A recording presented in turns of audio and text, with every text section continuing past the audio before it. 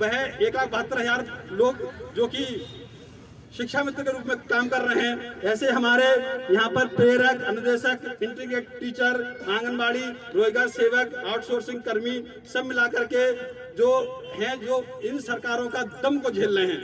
मैं कहना चाहूँगा, बहुत ही ये लोकतंत्र के लिए बहुत ही ऐसी बात है जो कि सबसे कम मानदेय में पूरा 12 महीने काम करने के बाद में 10 महीने का ये पैसा ले पाती है।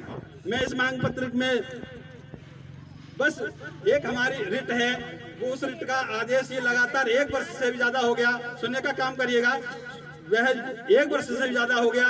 इन सरकार ने हमारी वह रिट का आदेश लागू करने का काम नहीं किया है, जिसमें स्पष्ट लिखा है कि इनके लिए 10,500 रुपए से मानदेय किसी भी कीमत में कम ना दिया जाए।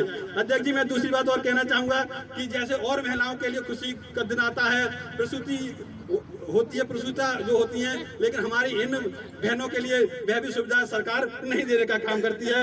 मैं और कहना चाहूंगा कि इनका जो दुर्घटनाएं होती हैं, आए दिन आग से खिलने का काम करते हैं। खाना जब बनता है, हमारे रसोइयों में ऐसी रसोई जो घरेलू होती है उनमें भी घटना हो जाती है। हमारे बराबर वाले गांव में पिछली बार एक रसोइया के आग लगने से उसकी पूरी साड़ी जल गई, वह लगभग 40% जल गई। सरकार ने 1 पैसे देने का काम नहीं किया, विभाग ने 1 पैसे देने का काम नहीं किया। मेरे आंसू निकल आए थे जब मैं उसके घर गया था अध्यक्ष जी, और उस समय जाकर के मैंने उनसे कहा कि आपने जो इन संविधान के नाम पर, आपने मानदेय कर्मियों के नाम पर जो गुलामी के लोग तैयार किए हैं, ये एक आंसू का कतरा आपके लिए बहाने का काम करेगा, आपकी सरकार को ठिकाने लगाने का काम करेगा।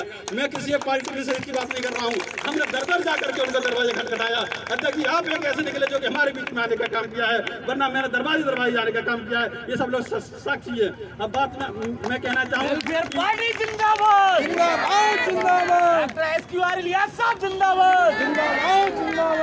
रसोइया एकता जिंदाबाद जिंदाबाद। तो ये गुलामी की जिंदगी जीने के लिए हम उत्तर प्रदेश के वासी विवश हैं अध्यक्ष जी। और कहने का मतलब ये है कि इन सब बातों के लिए मैं अगर बात कहूँ तो जो जहाँ पर धुआं धक्कर से निपटने के बाद में हमारे प्राथमिक विद्यालय में स्वास्थ्य परीक्षण होते हैं, हमारी इन माताओं बहनों का कोई स्वास्थ्य परीक्षण नहीं होता है। सरकारी व्यवस्थाएं कैसी हैं, वहाँ तक भी जाने के लिए इनको छुट्टी भी नहीं मिलती है। ये बीमारी से मरना तो कबूल करती हैं, लेकिन वहाँ अस्पताल तक जाने के लिए कोई सरकारी व्यवस्था ऐसी नहीं है जो इनके लिए वहाँ जाकर के पहुँचाने का काम करे। ये दर्द इसलिए कह रहा हूँ क्योंकि मैं इनका बेटा हूँ, इनका भाई हूँ, कहीं ना कहीं इनका शुभचिंतक हूँ, इसलिए मानदेय कर्मियों की बात आपके माध्यम से वो सदन तक पहुँचाने का काम कर रहा हूँ। एक बात और कहूँगा मैं जाकर के, हम के लिए और हमारे मानदेय कर्मियों के लिए आप एक ऐसे आए हैं, हमारे बड़े भाई अजीत सिंह ने हमारा उस समय साथ दिया जिस समय हम लोगों ने संगठन बनाने का काम किया है। आप हमारे पूरे देश के, पूरे भारत के संयोजक हैं। आपने हमारे कंधे से कंधे मिलाने का काम किया है, आपने तन से, मन से, धन से, हर तरह से हमारी सहायता की है। हमारे एक आपसे निवेदन है कि पूरी इसमें आपकी विधानसभा में जो 468 बूथ हैं उसमें हमारे रसोइया 750 हैं, शिक्षा मित्र हैं, प्रेरक हैं, अनुदेशक हैं, आंगनबाड़ी हैं। वह सब आपके उस आदेश का पालन करने के लिए आतुर हैं कि जाकर के वो दिन कब आए कि जब विधानसभा में जाकर हमारे अजीत भाई बैठने का काम करें और हमारे दुख दर्द को भाव भरी हुई पंचायत में, प्रदेश के भरी हुई पंचायत में कहने का काम करें कि आप जो कि इनकी गुलामी से मुक्ति दिलाइएगा। गुलामी एक अभिशाप है माना, लेकिन उस अभिशाप को बताने वाले बहुत कम लोग उस विधानसभा में पहुंचने का काम करते हैं, उस बात को, गरीबों की बात कहने के लिए बहुत कम काम करते हैं। आप हमको अवसर दीजिए अध्यक्ष जी, और हम अजीत भाई को यहाँ से भारी मतों से भी बनाने का काम करेंगे। और हाँ या ना, दोनों हाथ उठा के कहिएगा हाँ। ये 2 न्याय पंचायतों के लोग हैं, केवल 2 न्याय पंचायतों की माता बहनें आने का काम किए हैं। हमारे सचिव ने, हमारे जिलाध्यक्ष ने जाकर के उनको फोन से सूचना की है। इस घने कोहरे में जाकर के लोग अपने हीटर से बाहर निकल के नहीं आ रहे हैं, वो आपके दीदार के लिए यहाँ तरस रहे हैं। मैं बहुत ज्यादा समय ना लेते हुए आपसे निवेदन करूंगा, हमारे बड़े भाई हमारे अजीत जी से निवेदन करूंगा कि अपने विचारों को रखें और हमारे लिए लाभान्वित करें। धन्यवाद भाई मिथिलेश यादव जी।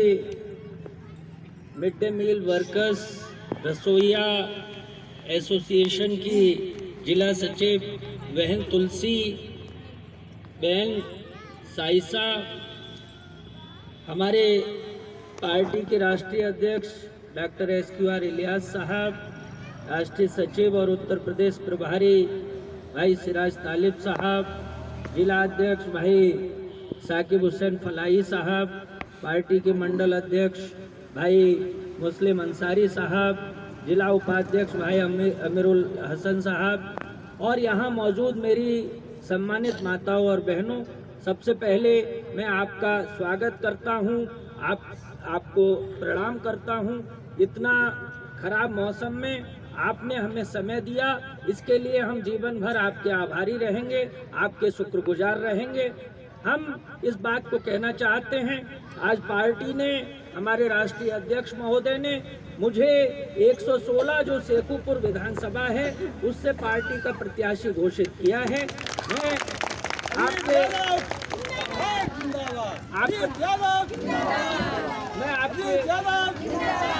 मैं आपके माध्यम से कहना चाहता हूं डॉक्टर एसक्यूआर इलियास साहब से कि जो पार्टी ने मेरे ऊपर भरोसा जताया है, मैं कभी उस भरोसे को डिगने नहीं दूंगा। जान चली जाएगी लेकिन मैं पार्टी के साथ रहूंगा।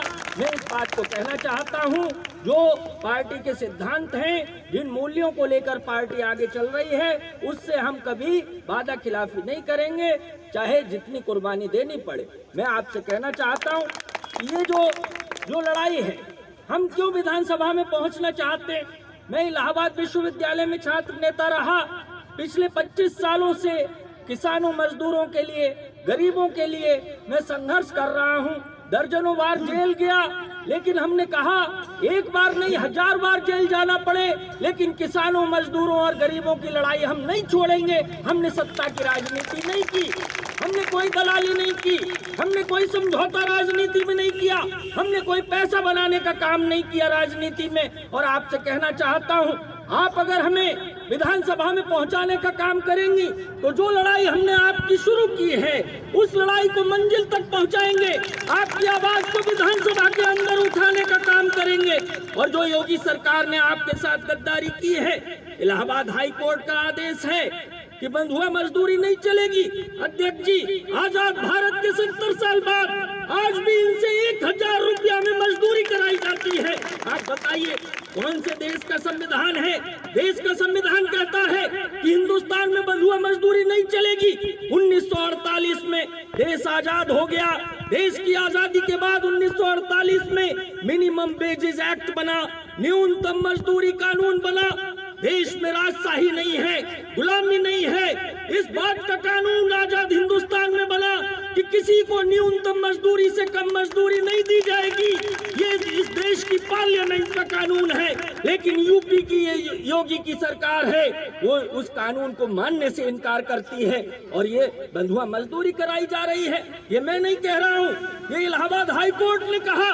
15 दिसंबर 1920 को ये आदेश जारी हुआ कि उत्तर प्रदेश के अंदर रसोइयों को जो 1000 रुपया महीना वेतन दिया जा रहा है, ये बंधुआ मजदूरी है। और ये बंधुआ मजदूरी आजाद हिंदुस्तान में नहीं चलेगी।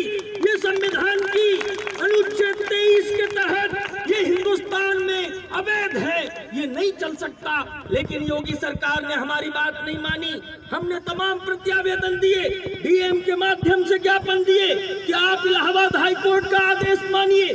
जिन रसोइयों को 500 रुपया रोज मजदूरी मिलनी चाहिए, उन्हें 300 रुपया रोज मजदूरी दी जा रही है। मैं आपसे कहना चाहता हूं, इस सरकार ने हमारी बात नहीं सुनी। इस सरकार ने प्रदेश के अंदर किसानों के ऊपर गाड़ियां चढ़वा के कुचलने का काम किया, जान से मारने का काम किया। इस सरकार ने पूरे उत्तर प्रदेश को कत्लगाह बना दिया। तमाम पुलिस लॉकअप में निर्दोष लोगों की हत्याएं की गई। इस सरकार में आम आदमी का जीवन बदहाल हो गया। आप जानती हैं कितने बड़े पैमाने पर महंगाई है, नौजवानों को काम नहीं है।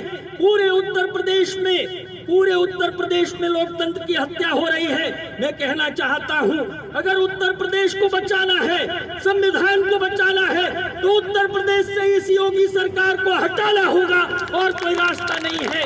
और आपसे कहना चाहते हैं कि इस सरकार के खिलाफ हमारी जो लड़ाई है, ज्यादा समय नहीं है। 2 महीने के बाद चुनाव आने जा रहा है, आपको मौका मिलने जा रहा है। इस चुनाव में, 2022 के चुनाव में, इस सरकार को, जिसने आपको न्यूनतम वेतन नहीं दिया, जिसने आपसे बंधुआ मजदूरी कराने का काम किया, इस सरकार को उखाड़ कर फेंकने का काम कीजिए, इस बात को मैं कहना चाहता हूं। और अगर शेखुपुर विधानसभा से आप हमको मौका देती हैं, आप में बड़ी ताकत है, अपनी ताकत को पहचानिए। हर गांव के अंदर स्कूल है और हर स्कूल में रसोइयां हैं। हर गांव में 15 से 20 रसोइयां काम करती हैं। आपकी बड़ी ताकत है। आप अगर चाह लें, अपना दम लगा दें, अपनी ताकत बना लें, तो उत्तर प्रदेश में आपके बिना कोई हुकूमत नहीं बन पाएगी। इस बात को मैं कहना चाहता हूं। हर गांव में आपका 200 वोट है, हर बूथ पर आप मौजूद हैं, हर स्कूल में वोट पड़ता है और उस स्कूल में रसोइया मौजूद है। तो मैं आपसे कहना चाहता हूं, आपकी एक बड़ी ताकत है। अगर आपको हक और अधिकार पाना है तो राजनीतिक ताकत बनाओ, राज सत्ता पर कब्जा करो और इस चुनाव में अपने विधायक को जिताकर विधानसभा भेजो। अगर आप हमें मौका देती हैं विधानसभा में पहुंचने का, तो सबसे पहला जो काम होगा, अजीत सिंह यादव कोई कोठी बनाने के लिए, कोई फार्म हाउस बनाने के लिए राजनीति में नहीं है। हम आपकी आवाज विधानसभा में उठाएंगे और जो आने वाले दिनों में अखिलेश की सरकार बनेगी, उस सरकार में आपका हक और अधिकार दिलाएंगे। इलाहाबाद हाई कोर्ट का जो आदेश है उसको लागू करवाने का काम करेंगे। इस बात को हम कहना चाहते हैं। आप अगर हमें चुनकर भेजती हैं विधानसभा में, तो शिक्षा मित्र हो, अनुदेशक हो, रोजगार सेवक हो, आंगनबाड़ी हो, जो उत्तर प्रदेश के अंदर शेखुपुर विधानसभा के अंदर जितने संविदा कर्मी हैं, उन सारे संविदा कर्मियों को हक और अधिकार दिलाने का काम हम करेंगे। इस बात को मैं कहना चाहता हूं। आपने इतना मौका दिया, मुझे सुना, इसके लिए मैं आभारी हूं और मैं उम्मीद करता हूं कि आप आने वाले चुनाव में शेखुपुर विधानसभा से मुझे चुनकर विधानसभा भेजेंगी। आपकी लड़ाई मैं जिंदगी भर लड़ूंगा। इस बात को मैं कहना चाहता हूं। आप सभी को नमस्कार, प्रणाम।